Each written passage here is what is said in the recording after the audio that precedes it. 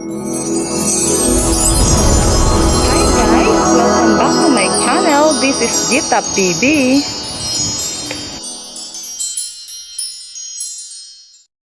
Hi guys! Magluluto tayo ngayon ng adobong sitaw.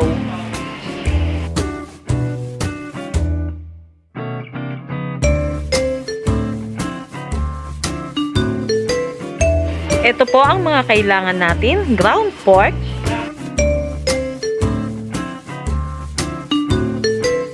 one piece onion,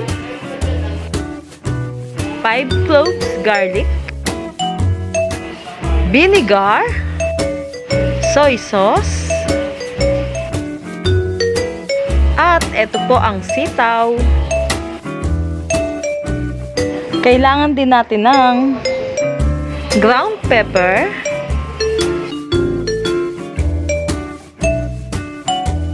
at 2 tablespoon oil.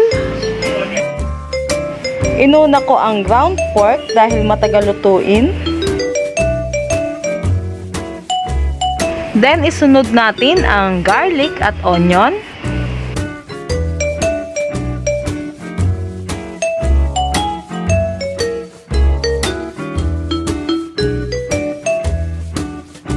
Kapag golden brown na siya, pwede na nating ilagay ang sitaw.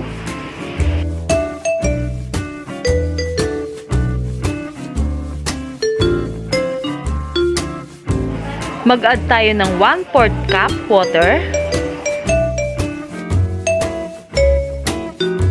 Add na natin ang soy sauce. Then, ilagay na natin ang ground pepper.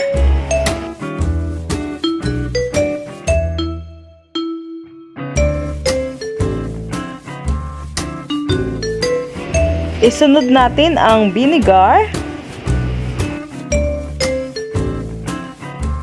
Then, mag-add po tayo ng salt. So, eto na guys, luto na yung ating adobong sitaw.